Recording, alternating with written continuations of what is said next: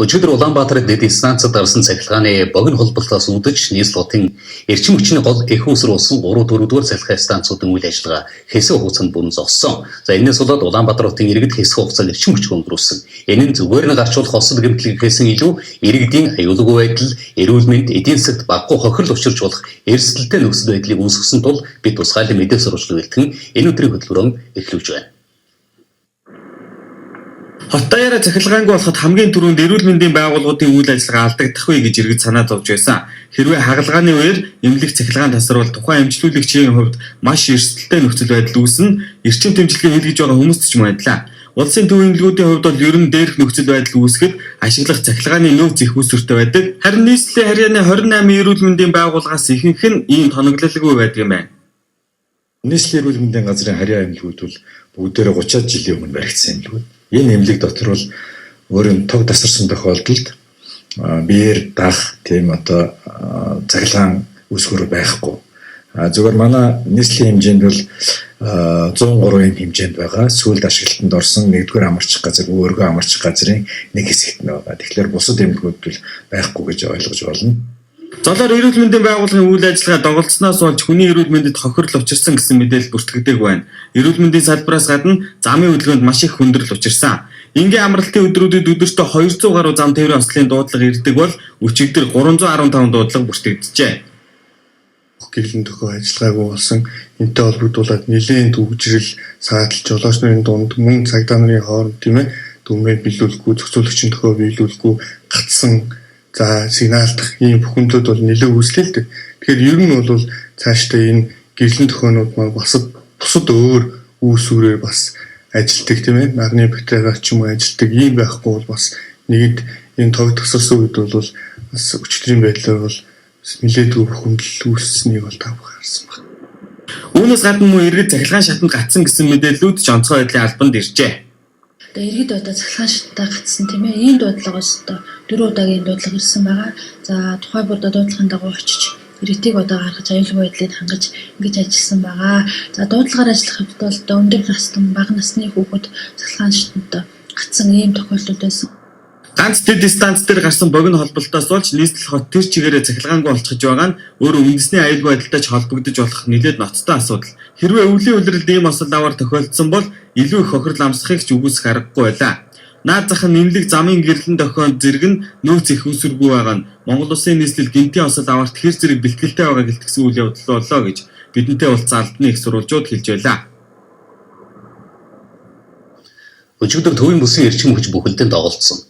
Хэрвээ энэ аюул өвлийн хүйтэн тохиолдсон бол багахан цаг алдсан бол зөвхөн Улаанбаатар хотоос хальж үндэсний аюулгүй байдал алдагдахад хүрнэ гэж мэргэжилтнүүд хэлж байна. Төвийн бүсийн эрчим хүчний системийн цахилгаан хязгаарлалтын тоо 2006 онд 6 удаа гарчээ. Гэтэл 2009 оны дунд үед 114 удаа хязгаарлалт хийжээ. Цахилгаан тасралтын тоо улам өсөж байгаа нь гал алдах аюул нүүрлэж байна гэдгийг хэлж байна. Өнөөдөр аль ч улс орны зүрхэн цахилгаан станцаа. Харин цахилгаан дамжуулах сүлжээ нь судас юм гэж инженерүүд хэлдэг. Тэгвэл Улаанбаатар бүхэлдээ тоггүй болсон хотыг хэрсэн судас нэг газараа бөглөрснөөс үүдэлтэй. Хотод ийм аюул газар сайгүй байна. Энэ нь өндөр хүчтэй бүхий хамгаалтын зурвас давжуулсан айл өрх албан байгууллагууд юм а. Нийт хичнээн айл өрх аж ахуй нэгж байна. Батуул дарга бол одоо 8000 орчим айлыг нүүлгэх шаардлага байна гэж байна. Тий, одоо сая би хэллээ шүү дээ. 110 өндөр хүчтэй тал дээр бол сая 864 гэлээ. 35 гэл бол тийм шугам тал дээр бол 4000 гаруй. Дахиад Батуул дарга хэлсэн тэр чинь болохоор дахиад бид нар чи үерийн талан сууг гээд 3000 гаруй айл өрх бас орцсон байж идэг. Дээрээс нь Улаанбаатарт цахилгаан түгээх нийт сүлжээ дэд станцуудын 67% нь 30-аас дээш жилийн настай, ашиглалтын хугацаа дууссан 12 дэд станц, газар хөдлөлтөнд эсвэргүй гэж тогтоогдсон 40 дэд станц ажиллаж байна. Эндээс л үндэсний аюулгүй байдалтай холбоотой асуудал эхлэж байгаа маа. За Улаанбаатар цахилгаан дамжуулах олон дэд станц байгаа. Энэ дэд станцуудын зөвхөн ганцхан станцад аваар гарснаас болж ТЭЦ 4, ТЭЦ 3 станцуудын үйл ажиллагаа зогссон. Ингэснээр Улаанбаатар хот бол өчигдөр тэр аяараа тоггүй болсон юм. За ер нь Улаанбаатараас гадна 18 аймагт мөн захилгаангүй болсон юм мэдээлэл байна. Энэ хэмжээний аваар сүүлийн 10 гаруй жил гараагүй гэдэг мэргэжилтнүүд мэдээлж байна. Ер нь бол эрчим хүчний салбарт 2010 оноос хойш бол аюулгүй байдал алдагдсан гэж үзэж байгаа маа. Яг ийм аваар өвлийн эд хүүтэн үед гарвал яах вэ? Хэрвээ энэ өвөл гарсан бол зөв одоо 6 цаг хэмжээний хугацаанд ингээд өвчлөл байхгүй сүлжээнд ноцоос сууж явахгүй байх юм бол тэр ус өргөн тэг хөл дүүсэх юм бол ноцтой аюул. Тиймээс энд бол бид нар том дохио бололтой ороод ийм гэмтэл бас гарч болох юм байна гэдэг. Хэрэглээ огцсон өсөж байна. Хэрэглээ огцсон их усроо бид нар барьж чадахгүй. 2000 оноос. Яриалаас үндсэнд 10 жил ярьчихлаа шүү дээ. Тэгээд ямар ч их ус өнөөдөр баригдсан юм алга. Эрчим хүчний хэрэглээ жилд 15% өсөж байна. Энэ хямрал 2013 оноос хойш илүү хурц хэлбэр рүүгээ шилжсэн гэж мэрэгжилтнүүд үздэг. Тэгвэл эх 4 жилд манай улсын эрчим хүчний хэрэглээ 2 дахин нэмэгдэнэ гэсэн тооцоо байна. Гэтэл энэ хугацаанд нэмэлт их үүсвэртэй болж амжихгүй. Ийм аваар бол 1980-ад оны үед Балгаар улс болж ирсэн, өвөл болж ирсэн. Балгарын Софи хот хүлдэж ирсэн. Оросын холбооны улс 1984 он Омск хот хүлдэж ирсэн. Тэгэхээр энэ эрчим хүчний систем гэдэг бол өөрөө бол үндэсний аюулгүй байдалд шууд нөлөөлдөг. Сүүлийн 3 жилд Оросын холбооны улсаас авч байгаа захиргааны хэмжээ 3 дахин нэмэгдсэн, харин үнэ нь 7 дахин нэмэгдсэн байна.